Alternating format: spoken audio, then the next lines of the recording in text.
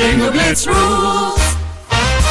If your bingo has ads in it, That's not a bingo. if it doesn't have the coolest tournaments, mini-games, and the most breathtaking design, Nope, not a bingo. if your bingo moment makes you feel so excited that you just want to burst in joy and scream out loud, bingo! Sorry, so you're playing... Bingo Blitz? Now that's a bingo.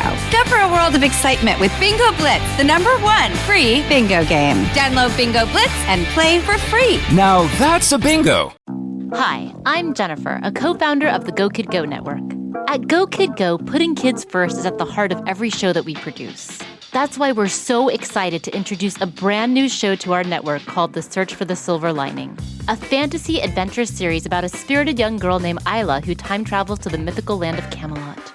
During her journey, Isla meets new friends, including King Arthur and his Knights of the Round Table, and learns valuable life lessons with every quest, sword fight, and dragon ride. Positive and uplifting stories remind us all about the importance of kindness, friendship, honesty, and positivity. Join me and an all-star cast of actors including Liam Neeson, Emily Blunt, Kristen Bell, Chris Hemsworth, among many others, in welcoming the Search for the Silver Lining podcast to the Go Kid Go network by listening today. Look for the Search for the Silver Lining on Spotify, Apple, or wherever you get your podcasts. The gravity had just let go of me, I suppose.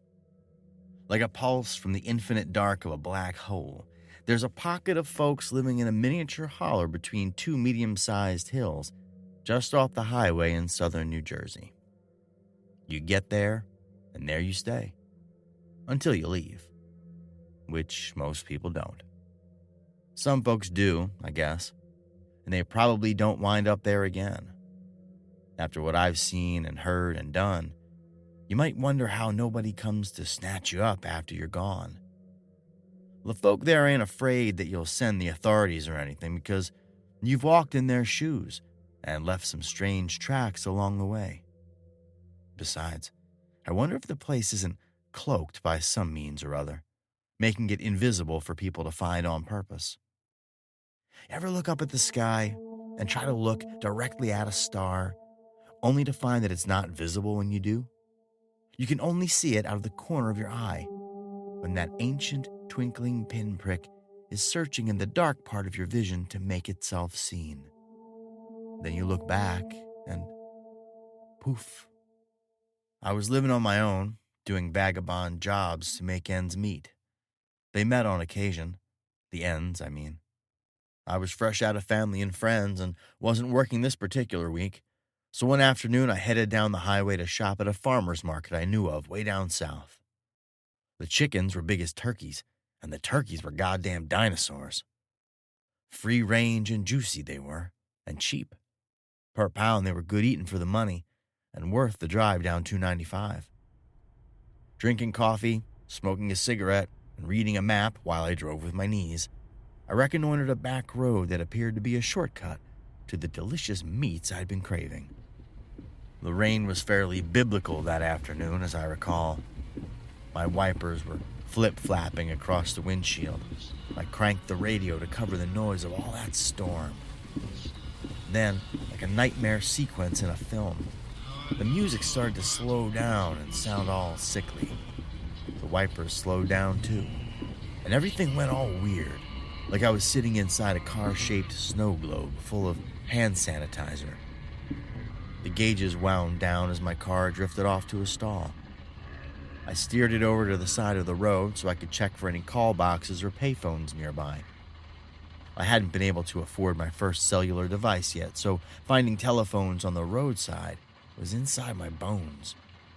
The car was useless, so I didn't even bother to grab my keys from the ignition as I got out of the vehicle to walk up the road a piece. I didn't peep a phone box, but I saw an appliance garden up ahead a ways. The rain had slowed down just a little, so I was only mostly soaked as I squished my way along the roadside toward a graveyard of refrigerators, washers, dryers, hot dog rollers, and industrial-sized microwave ovens. It looked to me like some of those machines had been planted there, while others had been unearthed, like mummified monoliths waiting for a scientist with a brush to dig them out of antiquity. A clothes wringer lay there like the shattered visage of Ozymandias, beckoning the mighty to look upon its works and despair. After a brief moment of despair, I approached a small storefront that seemed to be part of the Frigidaire estate. A small hand-painted sign was propped up against the porch. Deer processing and tire repair was written in a scrawl that one might describe as aggressive. The front door squealed open and I stepped inside. Shelves and pegboard lined the walls of what was essentially a screened-in porch. The counter was piled high with stuff that nearly hid the wide-open register. I looked around at the wares, wondering if there was anything that I could purchase as a penance for seeking assistance. On one shelf was a box of fan belts and a jar of pickled pig's feet. Another shelf was set aside for cans, apparently. There were cans of off-brand WD-40, Roach Killer, compressed air for cleaning keyboards, and a single warm can of Busch Light with a typewritten price tag that had been torn from a piece of decent quality resume paper. The tag was taped to the can. 79 cents. Not bad, I guess, if you're really thirsty. Rolling papers, herbal supplements, beef sticks, pet toys, pacifiers, rat traps, hemorrhoid cream, toothpaste, a yellowing box of pregnancy tests, and a mismatched socket set. There was even an alternator for sale in a greasy box, nestled in between a jar of Sanka and a rusty pipe wrench with an adjustable jaw. Nobody was behind the counter, so I ventured a little farther in, dripping a trail of rainwater behind me in lieu of breadcrumbs back to the door. An archway joined the storefront to a larger warehouse-looking space. There was a counter back there, too, more like one you would see at an auto mechanic's garage, though no automotive repair equipment seemed to be anywhere near this place. Next to the counter stood two men with their backs to me. They were watching televisions. 5 or 6 TV sets were playing assorted programs. One was just static, and at least 2 were in black and white. Were the shows in black and white, or were they color shows on black and white sets? Couldn't say. I watched with the guys for a bit, then spied a service call bell on the counter. I gently slapped the bell, naively expecting a dinging sound, but the clapper didn't work. The dull clank served just as well, though, since the men slowly turned around to regard me with blank stares. For a moment, I puzzled over how to ask for assistance without seeming vulnerable in this stranger in a strange land scenario.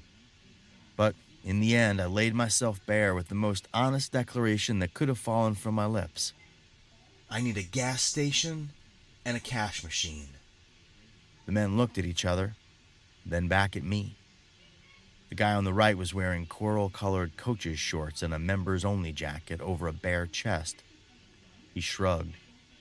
The fellow to his right, my left, wiped filthy hands on a filthier butcher's apron and turned back around to watch the programming already in progress. Back then I smoked Camel Reds, Camel with a K. Quit these 20 years now and I don't want another cigarette ever again. But damn, those smokes were delicious.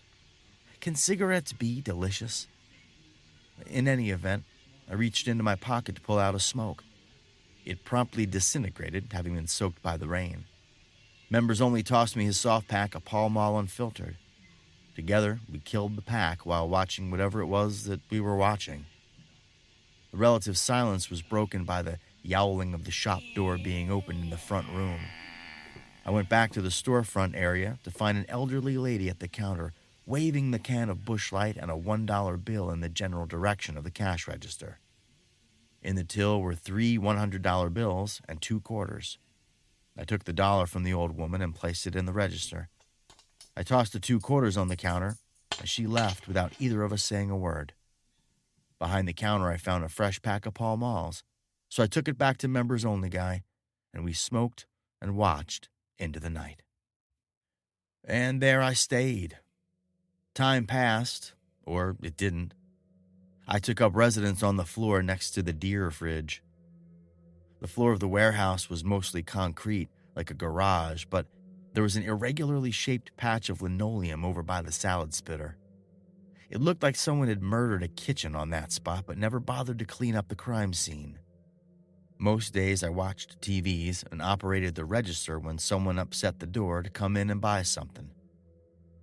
I did leave now and again to do the stuff that people do in a small town.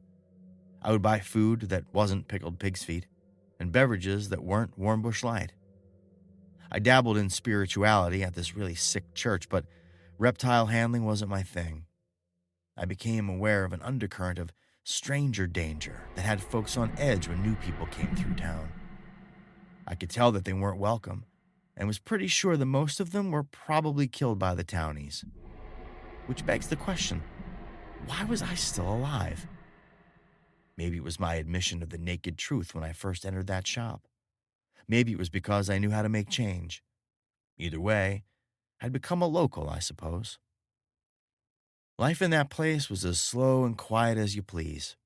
People did seem to have stories of their own, though they weren't telling them to anyone.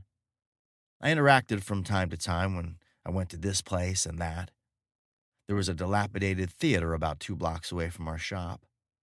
To most eyes, it would appear closed. The boards on the windows sort of gave that impression. But performances were held there once in a while. Mostly interpretive dance troupes and haphazard instrumental bands that played to scant audiences. Out in the streets, the residents shuffled about as if in a fugue state, like the entire population wandered out of the huge abandoned sanitarium that now served as a makeshift zoo. That being what it was, the townfolk did come to life once every few weeks to gather on the main drag on the first Friday night/Saturday morning of the month.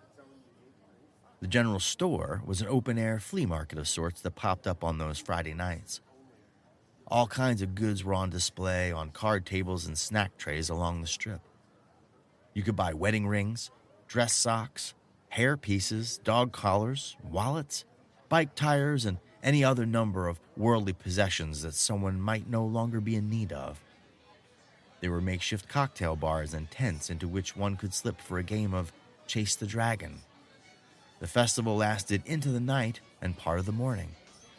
Those who had gotten a decent night's sleep stepped over those who hadn't when the Meat Wagon rolled into the center of town, blaring a rusty tune from the old horn speakers mounted on top. The jingle was clear and bright, calling peckish townspeople to gobble up all manner of savory meat treats. Steaks, chops, burgers, sausages, you name it. Rusty grills and trash can smokers got to cooking, and the sacred fragrances rose to the heavens, lifting the town's spirits on high. There's no twist here, where you find out that the mystery victuals were actually human remains. It wasn't a mystery at all. Everyone knew that they were grilling up man meat along with pets that had been put down and horses that had broken a leg. Elderly family members who had fallen asleep under a pillow, careless bike riders who had gotten too close to traffic, and strangers who had come through town unannounced. The general store gave their possessions a chance at another go-round, and the Meat Wagon sent their bodies on a journey they never dreamed they would take. Eating your own takes a certain kind of nerve and grants a certain kind of power. Life in a small town. The first Saturday morning in October was a special day for the kids in the neighborhood. They heard it before they saw it, that telltale jingle blaring away, getting louder as it approached. The tune was a little less clear this time around. Maybe some moisture had gotten into the electronics and was causing a little bit of static. At any rate, the Meat Wagon rumbled down the main drag and set up its standard carnivore's delight, while a small kiosk on wheels followed closely behind, staffed by a crumpled old woman whom all the youngsters called Nana. On and about this cart were displayed all manner of eye-popping garments made of luxurious fabrics. There were velour pants and shirts studded with jewels. There were child-sized business suits crafted from automotive upholstery. Red Riding Hood-style cloaks were always popular, especially those that vaguely resembled swaddling blankets. I even saw a sock-hop poodle skirt that had been fashioned from the remains of a man's sport coat. But the most popular items were always Nana's masks. They were hyper-realistic human faces. Not superheroes or cartoon characters, just everyday people like you and me. And they all bore Nana's handwritten guarantee neatly printed on the inside. Genuine leather. Here comes the part where the story gets a little dark. Close to a year later, one night in mid-September, the guys and I were in the back watching the televisions as the channels surfed themselves. 4 of the channels were static, and at least one of the others was playing American Gladiators. The front door groaned, and heavy footsteps stomped around in the front room of the shop. Seconds later, a man's voice shouted, "Yo! Hello? Anybody here?" More static. More gladiators. The footsteps got closer as a strapping young fella in a tie barged through the archway and stalked up to us. Clank, clank, clank, clank went the call bell. Members only tossed his cigarette on the ground, but didn't crush it out. The brash young man fairly yelled at our backs. "Bro, customer here. I got a flat just up the road. I'm on my way to someplace important, so I need it fixed quick. You guys accept Diners Club?" We 3 turned around slowly and looked the man over. His face could be considered classically handsome, I suppose, characterized by a strong nose and a square jawline. A dimple in his chin gave the face just enough character without being distracting. He had slapped the credit card onto the counter, but scooped it up after he was met with silence. When he did this, I noticed a chunky college ring, the gold kind with engravings on the sides and a faceted jewel in the setting. I admired the ring and wondered what hallowed halls this man had walked to obtain his higher education. It would require a closer look to find out, I had imagined. Oh, of course not. Jesus Christ, at least tell me you have a Mac machine. That was what we called ATMs back then. So, here was a man with car trouble, in need of a gas station and a cash machine. Members only looked me in the eyes. I walked past the customer, through the archway, into the front room, and over to a shelf by the counter. I fingered the jar of Sanka and the greasy box, then picked up the stained, rusty pipe wrench. Returning to the back room, I walked up behind Bro, as quiet as a church mouse. I raised the pipe wrench and swung it down. Hard. Like Leatherface dispatching a nosy teenager, I pounded the back of Dude's skull until he stopped twitching. At last, the peaceful white noise of the static channels had reclaimed the room. Members only turned his gaze to Filthy Apron, who picked up a telephone. I don't remember him dialing. I know for certain that he didn't say anything. Members only picked his smoke up off the floor, and I restocked the shelf. Instant decaf, greasy box, wet wrench. Half an hour later, the meat wagon pulled around back. I helped to load it up with meat from the deer fridge and some other stuff that we had recently acquired. We smoked and watched the TV sets. Eventually, I noticed that my coworkers had departed from the room sometime during the evening, and I was left alone. Stretched out by the leaky refrigerator, I dreamed of nothing. 2 weeks after that, the October General Store was back in town. I bought myself a complete set of Popular Mechanics automotive DIY magazines and a big old college ring. Barron State College. Next day was Saturday, so the meat wagon rolled up like a parade float. The jingle was all but gone now, playing faintly under a crackling hiss. I ate like a Viking, though, feasting on grilled jerk chops and a savory meat pie. Nana's costume cart was a hit, as usual, highly anticipated by the kids for a whole year now. A few weeks later, the town celebrated Halloween. The guys stood in the back room watching the television sets, which were almost all playing static now, while I stood in the front room and handed out candy and matchbooks to the kids who came trick-or-treating. They were all polite and grateful, except for this one little prick who stared into his candy sack and shook his head before leaving without so much as a thank you. While unsure of the child's gender, I say his because of the masculine-looking mask, with the square jaw and the dimpled chin. As he left, I eyed a nearby shelf with 3 lonely items on it. Decaf, box, wrench. With Halloween over and the meat wagon Thanksgiving feast now in the rear view, meat sweats for a week and the smells. The winter holidays were rapidly approaching. Not the least of these is the return of the light. What would the new year bring?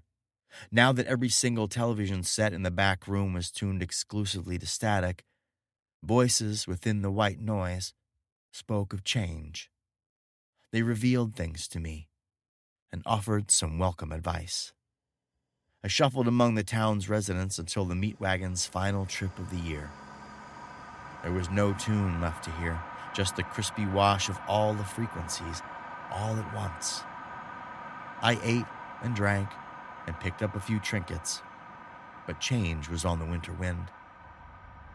Deep into the chill of the bleak December, I sat on the front steps next to the deer processing and tire repair sign and watched the stormy sky suck all the color from the world. Hands on knees, I pushed myself to a standing position and turned to face the front of the shop. That shelf by the counter had something I needed. The front door screamed as I entered. Grabbing the item, I strode with purpose past the counter, through the archway, and into the back room. The front door whispered behind me when I left. Down the steps, around the sign, past the appliance debris field, and along the roadside. Wasn't long before I passed a fancy car with a flat tire on the side of the road.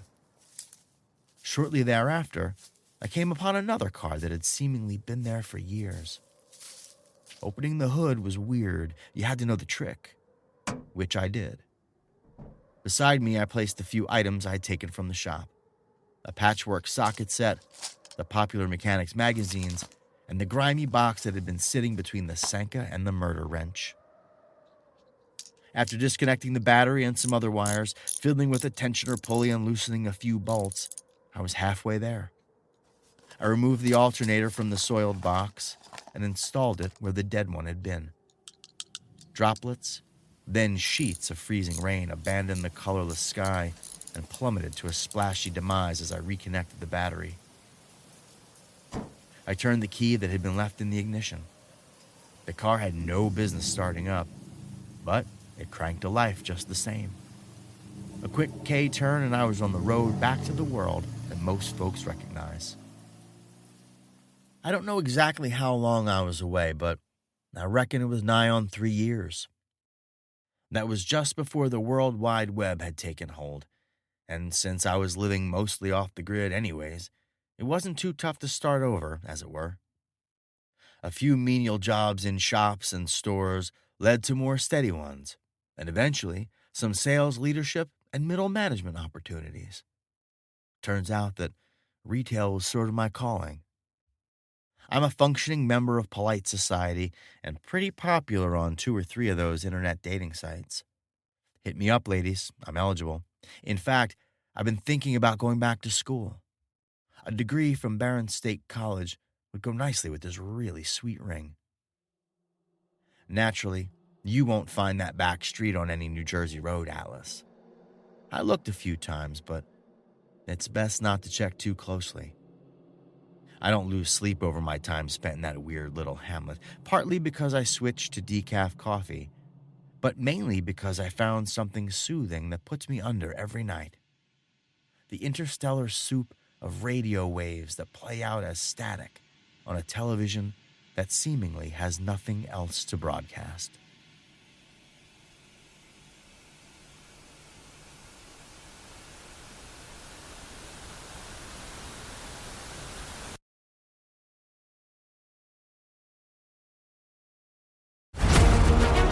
Do you dig science fiction? Then get ready for the hardest-hitting sci-fi you've ever heard. The Galactic Football League series by #1 New York Times bestselling author Scott Sigler is now a free, unabridged podcast. It's Star Wars meets Peaky Blinders meets Ted Lasso. The GFL is a star-spanning, high-action, high-stakes, coming-of-age story set against the backdrop of a professional football league 700 years in the future. Follow the journey of Quentin Barnes, a gifted athlete who must travel from his backwater system to the galaxy's sprawling empires in his quest to be the best there's ever been. But he needs to watch his back as organized crime runs every franchise, fixing games and assassinating rival players. That's the Galactic Football League series. Search for Scott Sigler, Sigler, wherever you get your podcasts.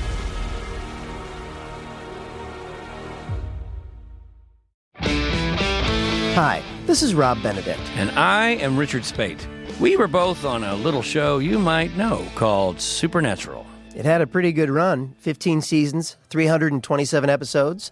And though we have seen, of course, every episode many times, we figured, hey, now that we're wrapped, let's watch it all again. And we can't do that alone, so we're inviting the cast and crew that made the show along for the ride. We've got writers, producers, composers, directors, and we'll of course have some actors on as well, including some certain guys that played some certain pretty iconic brothers. It was kind of a little bit of a left field choice in the best way possible. The note from Kripke was, he's great, we love him, but we're looking for like a really intelligent Duchovny type. With 15 seasons to explore, it's going to be the road trip of several lifetimes. So please join us and subscribe to Supernatural then and now.